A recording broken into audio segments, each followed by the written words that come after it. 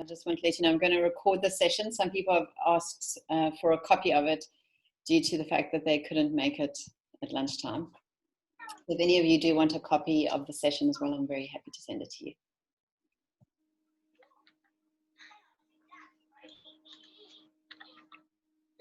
Tasha said, sorry, multitasking, working, dealing with the 2-year-old. Hey, that's what parents are about. So Tasha, just put me on speakerphone and put it on silent and go for it. I'm totally comfortable with that.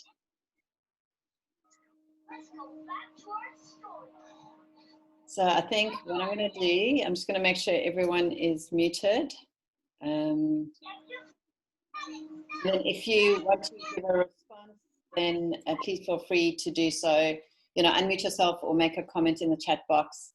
But I think I'm going to get started. So people who are going to join, is that Judy? Hey, Judy, welcome. Okay, here's Vern has just joined us. Welcome, Vern. All right. Okay, so good afternoon and welcome to How to Raise Secure Kids in a VUCA world. It's all around parenting world changes. I really believe that we have the responsibility as we raise a generation that we could equip them and empower them to make a change in the world that we're living in. The session, I'd like it to be some interactive. I'm going to give you some news about some stuff, some facts, and I'd love your comments on it. So first of all, as you know, my name is Mandy Hart, and I want to say thank you. Thank you for giving me the gift of your time. I know time is really precious, especially over lunchtime and with kids and everything that's going on. And because of that, giving me the gift of your time, at the end, I'm going to be sending you just a free ebook on how to have significant conversations with your children, just as a way of me saying thank you. And yeah, I just want to honor you for taking the time out and thinking about how we're going to parent children and do things differently. So think about the world. Think about what's different now. How are things different? How has the world changed? I've chatted to many moms and they are battling with digital boundaries. Anxiety and depression in children is skyrocketing. I have a friend who works in that space and she says she can't keep up with the amount of children that are battling with anxiety and with depression. It's just wreaking havoc. I can see one of the moms nodding that I know is in the educational sphere. And yeah, it's just something that we really, really are battling in today's world. So we're going to be speaking about a VUCA world, how to parent in this landscape, how to parent on purpose, how to remove the stress and the fear of the unknown, and how to know that great parenting is possible. It is something that you can definitely do in a world. Sorry, I'm just admitting people as we're going along.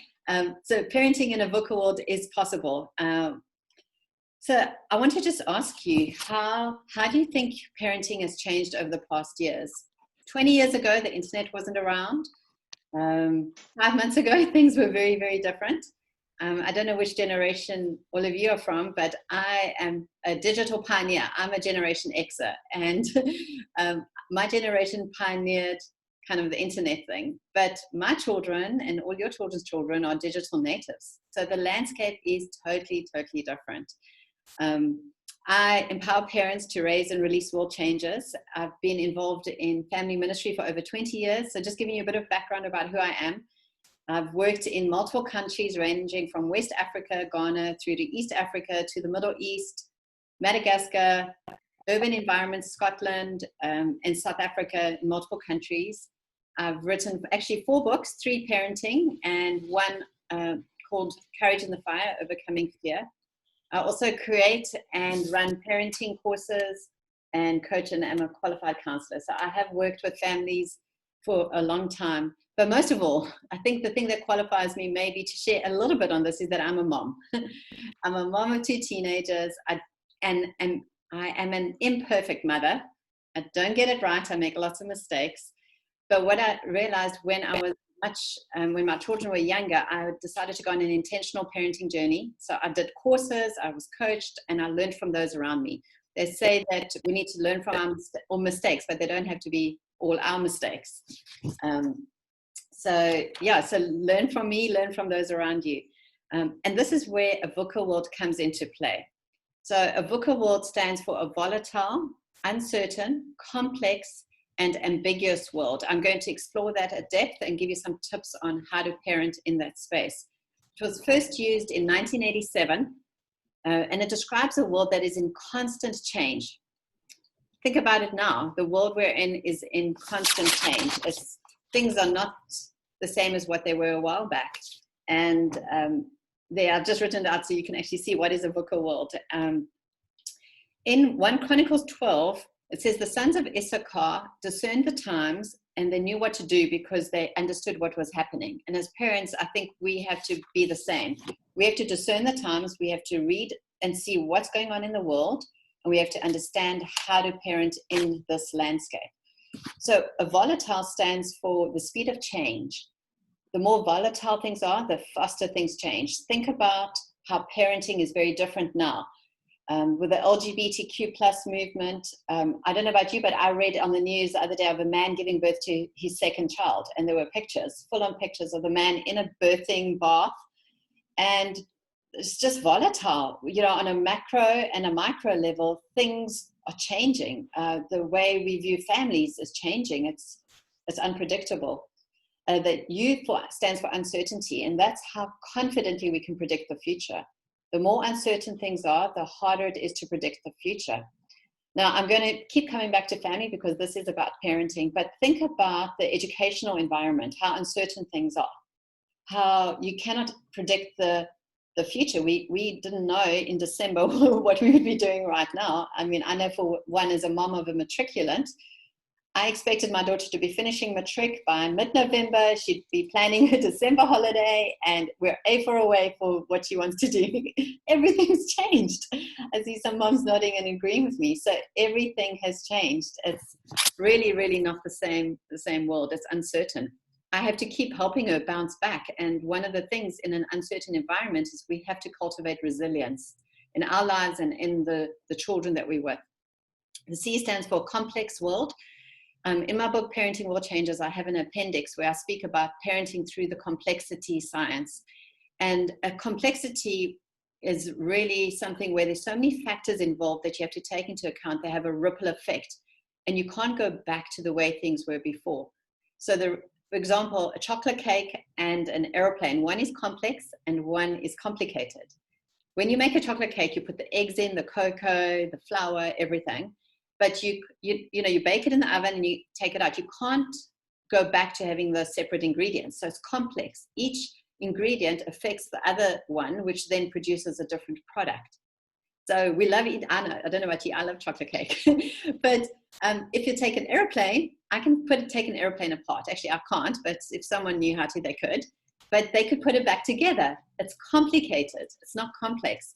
And so we're seeing all these factors in the world at the moment. And they have a ripple effect because they affect the way we do family. They affect the way we raise children.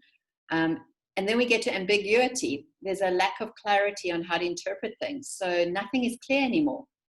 For example, I was chatting to a mom. Had a coaching session with a mom yesterday. She has a 4-year-old in the UK. And she was asking me, now that the transgender movement has entered the school, how does she relate to those conversations? Because they're going to be teaching different family structures in school. And how does she talk to her 4-year-old about things? It's just, things are ambiguous. Nothing is clear. We don't know how to navigate it. And what all of this can do is produce fear in us as parents, because then we start to parent out of fear and not out of love. Fear and love cannot coexist in the same space in our brains. And so what that means is that we then start to react instead of respond. We start to move towards punishment instead of discipline. Discipline is training and with correction and guidance.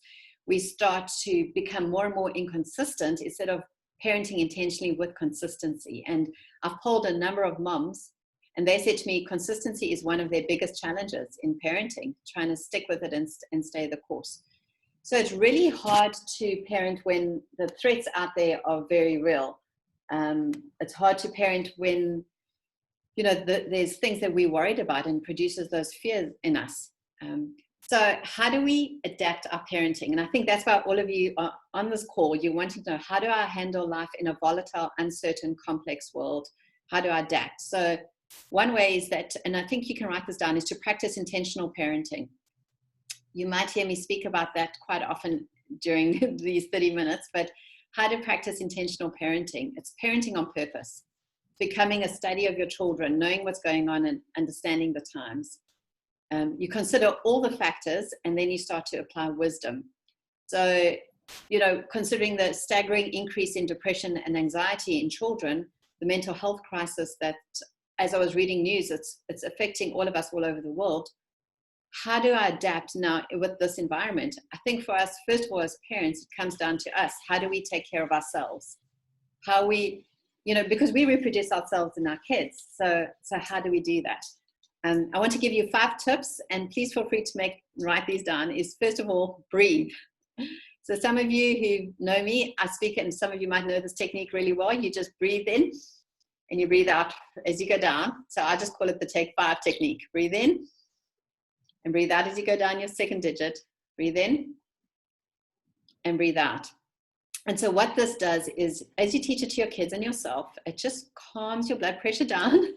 It calms your breathing down, and it settles your body. It settles your nervous system. It's a great tool that you can teach your kids, and for you as well. When you're feeling overwhelmed and things are too much, just remember, take 5. I'm sure there must be a chocolate ad around this, or something. But take 5. Just breathe. Secondly, get educated, but screen the news. I know of someone who he's actually also, funny enough, in the UK, and he doesn't even read the news. He says the news is the same, the stats just change, and for him it doesn't produce healthy feelings in him. So educate yourself what's going on, but really be careful what sources you're listening from and what you're speaking about. In doing so, you cultivate a growth mindset. So as you grow and as you learn, and you help your children cultivate that growth mindset, it will help you adapt and overcome. Thirdly, celebrate moments of connecting with your children. When fear starts to really affect our lives, it closes us down. And anger and anxiety, all of those a lot of them are affected by fear. And so when we connect with our children and we really practice active listening and we love on them, it really helps them to adapt and help them feel more safe. And it helps us as well. I spoke about creating an intentional parenting plan with steps to overcome VUCA. And I'm going to break that down in the next 10 minutes or so, but give you some practical handles on how to overcome volatile, uncertain, complex, and an ambiguous environment. And then, so those are the 5 tips. So when you create my 5th tip is, in a VUCA world, as parents, we need extra grit and we need extra self-care. I don't know about you, but sometimes I just wake up feeling pretty tired. And I know my daughter is quite tired. She comes home from school some days really, really tired. And I've had to adapt the way we do things, how we help her exercise, how we help her rest, but also how I take care of myself. So I just want to pause for a moment. Write down one takeaway just from what I've shared. Sorry, guys, we have a storm hitting us right now, so I hope the volume and noise is okay. But write down maybe one thing that stands out to you. And does anyone want to just share for 1 minute, like something that jumps out at you from what I've shared? You could unmute yourself or just put it in the chat box.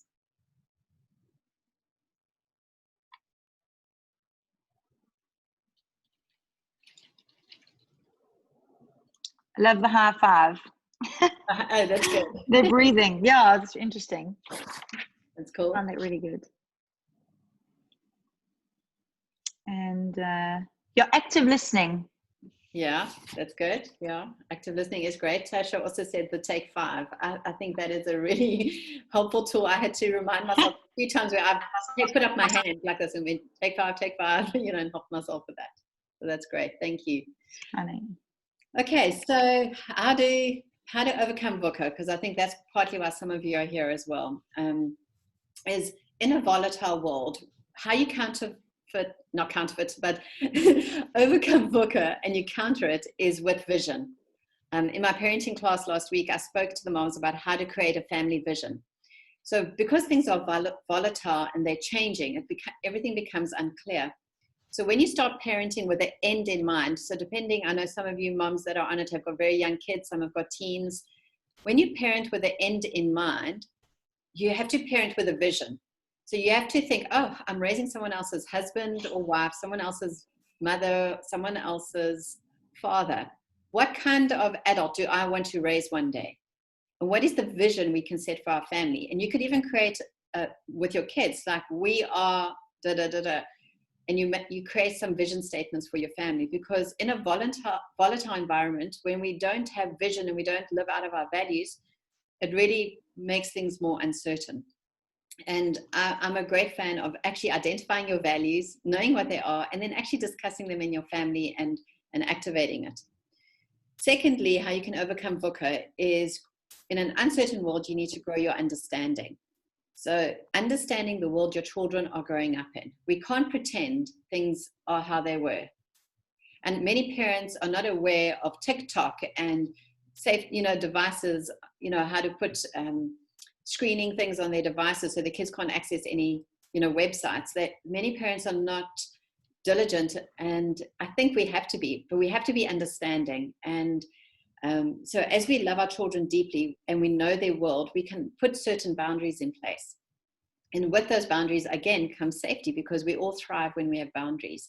So chat to your children around social media limits, those boundaries, etiquettes,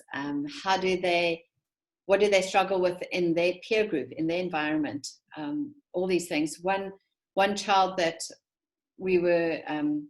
that I know battles with anxiety and depression, his parents never allowed him, or had no limits on any movies or games that he played from when he was a young child. So when he was 10 and under, or even 11, he was playing 18 plus gaming and movies. He could watch really violent stuff. And we know that that's affected his life.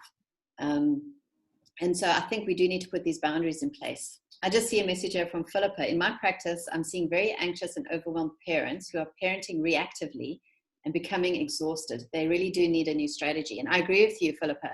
We need new skills. We need a new strategy for how to parent. Because if we burn ourselves out, we're not going to raise a generation of children that can change the world.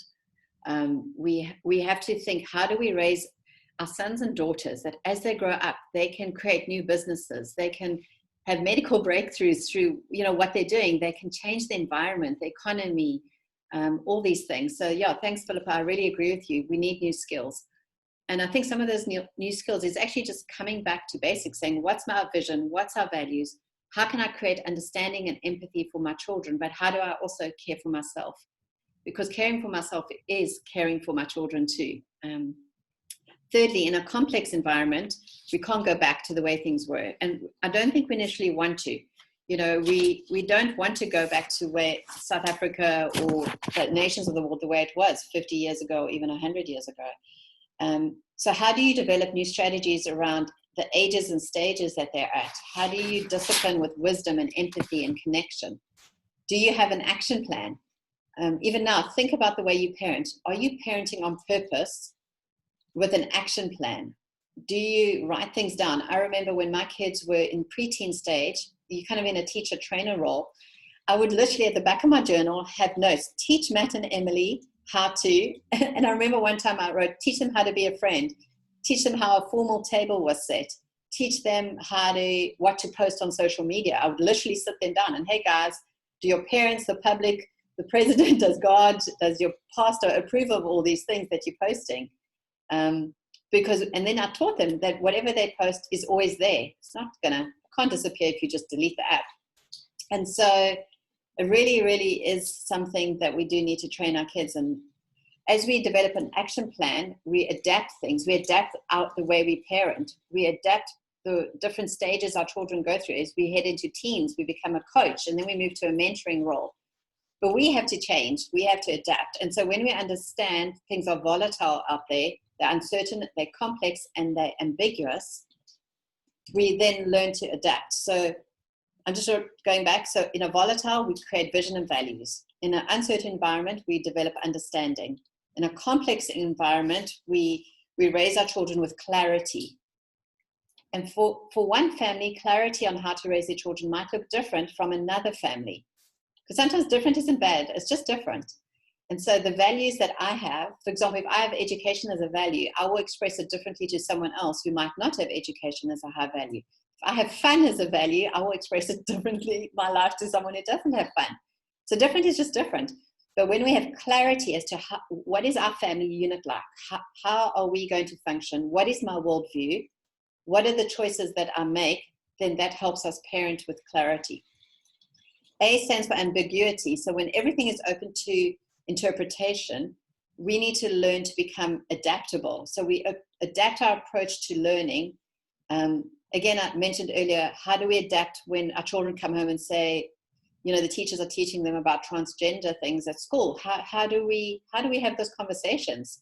How do we engage with our children that we connect with them all through the ages that they go through, so that when they leave home one day, we've released them, we know that they can fulfill the plans and purposes over their lives. Not Mandy's plan for my kids' life. You know, I don't want my kids to live my dreams. I want them to live their dreams, which are different to my dreams, and I have to be okay with that.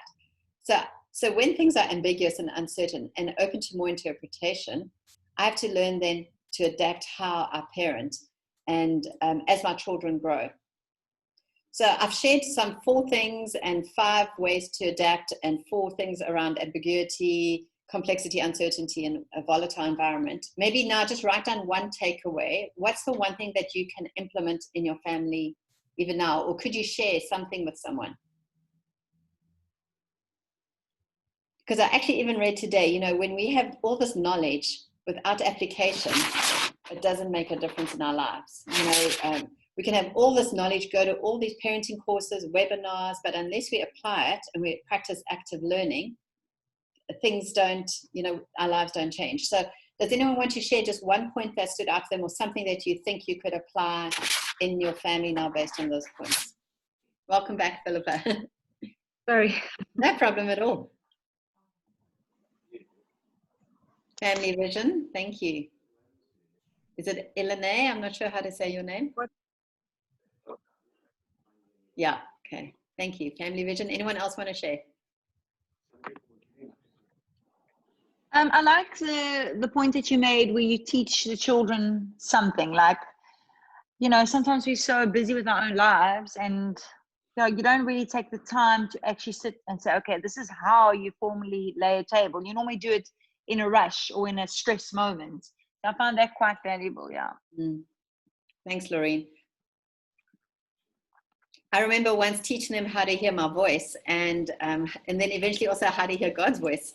And so I put an obstacle course in my dining room or my lounge, and I would speak in a whisper, and with noise distractions, like I would play music and then get my other daughter to make noise, or my daughter to make noises while Matt walked through this obstacle course blindfolded. And then I would speak quiet, and I teach him how to obey and hear voices and put guidance and direction. So you can definitely make it fun based on the age of your stage. Tasha said, getting to know my kids, family time. Yeah, we have to become very good students of our children and know what makes them tick, what makes them come alive, what makes them angry, what makes them sad, what makes them, you know, just smile. Like I remember seeing my son play certain sports, and whenever I'd see him on the field, he would be smiling, but other sports he wouldn't be smiling. And then I'd reflect that back to him and say, hey, Matt, I noticed when you come off the rugby field, you're smiling, but when you playing cricket, you know, it's not that, you know, you're not smiling as much, and, you know, just help them understand who they are. So thank you for sharing that. So yeah, so these are just, you know, some of the ways that you can train yourself and your children to thrive in a different world. I think for me, I'm passionate about helping parents grow and get confidence to help draw the wells that are within their children. I think more and more I realize that's one of my passions, is to see moms and parents and families thriving. You know, there's many things, people out there that are doing similar stuff, and I think it's great. So in a VUCA world, we've discussed what it is, how to adapt, how to become more intentional, how to get new parenting skills. And for some of you, it might mean learning EQ. It might mean actually doing research about the social media things that are out there. It might mean putting in certain boundaries that you haven't put in before. It might mean having tricky conversations with your children around sex and gender and porn and all those things. It might mean discovering what's making them anxious. It might mean dealing with your own stuff. It might mean dealing with your own growing up years and your pain, and, you know, if you need help and support, it might mean dealing with things like that. So when, you know, parenting differently, it has to look differently, and you can't parent the way your parents parented or the generations gone by, because as I said in the beginning, the internet wasn't around, and everything is different. So we've got 3 minutes left. So what I'd like to do is just give you 2 options, and then just invite some feedback. So in the 2 options that I want to present to you, you can use what I've shared here, apply it. Please reach out to me. There's plenty of takeaways that that you can have from our talk. You could use it and apply it. It can make a difference in your family now if you're not parenting on purpose and you realize, actually, hang on, I do need to learn to parent on purpose. Tasha just said, yeah, I did an emotional intelligence course and it's amazing. Yeah, cultivating self-awareness and emotional intelligence, I think, is one of the greatest things I discovered along my parenting journey, because suddenly you realize why you're getting angry at your kids, and it's not actually at them, it's something that's going on inside of you. So it really is that. But option 2 that I want to present to you is just, what if we continued a parenting journey together?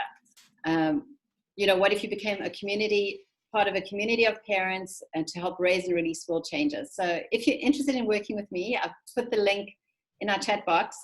I set aside 15 to 30 minute slots, free calendar slots, no obligation call, where I can chat with you about where your family's at, what are your challenges, what are you facing? And then if it makes sense for us to work together from there, we could take it from there. But there really is no pressure. It's on a first come, first served basis. So I work with 10 moms a month. And when that's full, then I just push it over to the next month. But if you'd like to explore a journey together, then that would be amazing. So just copy that, or else just go to my website, mandyhart.net. And there is a link at the top that says free events. You click on there, book a time slot. It's a Zoom appointment. And we can just talk about your family, and I could give you some tips and help you from there. But we have 1 minute to go, because I said I would honor the 1 minute, the 1 to 1:30 slot. But before we go, just anyone want to share any last points or ask any questions?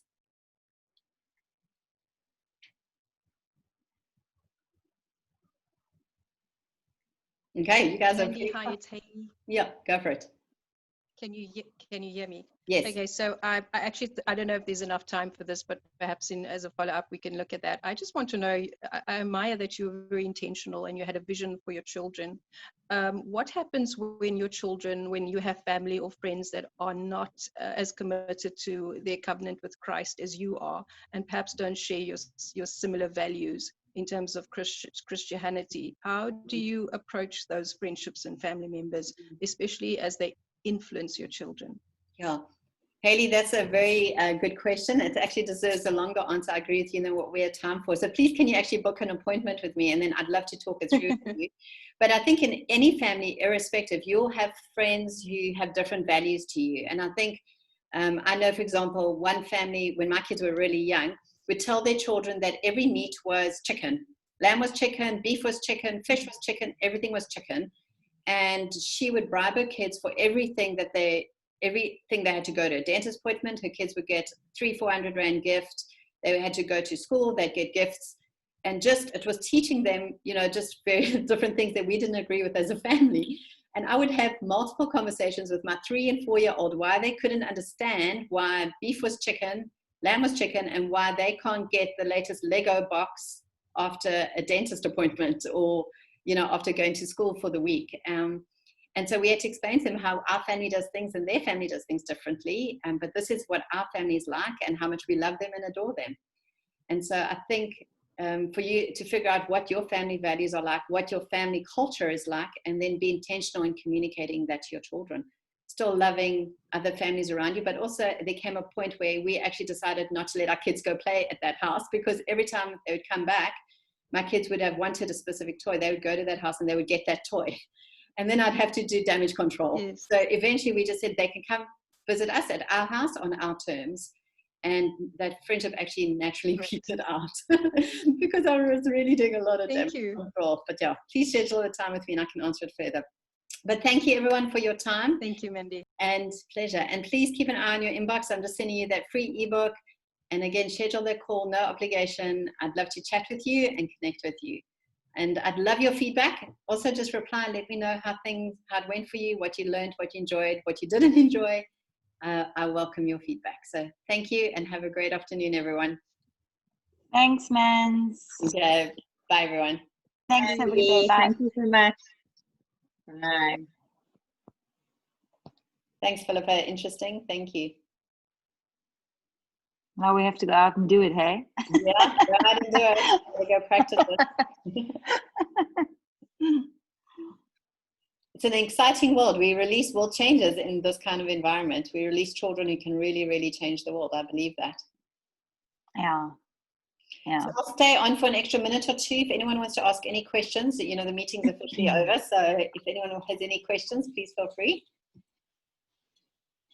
I wanted to ask you, how did your children respond to the fact that you said to them that they should rather not go and play at those children's houses? Because I find that my kids, I can often give like quite a strict meaning over what I think, and for most of the time they accept it, but in the beginning it's a little bit rough, you know what I mean? And it's quite annoying, actually. Well, they were very young at the time, so it was okay. easy to just say to them, hey, why don't they come play at our house? And just kept doing play dates at our house rather. Or if we'd go visit them, I would make sure, I'd just keep it short or something. But as my kids got older, and my son still has a lot of friends whose values are very different from our family's values, we intentionally talk about them. We say, we know you're friends with this boy and we love him. He's an amazing guy, but bear in mind, his values are different to us. We agree with da-da-da-da-da.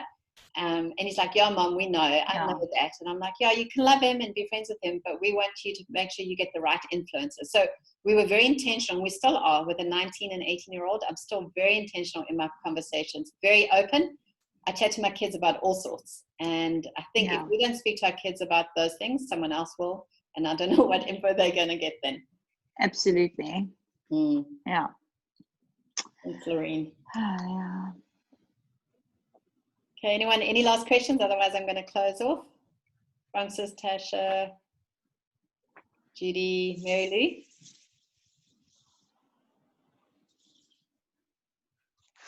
Lou? Okay, well, that's it. Everyone, thank you. And keep an eye on your inbox for what I'm going to be sending you. And yeah, if you haven't made an appointment to see me, please do so. Okay, cheers. Bye. Thanks. Bye.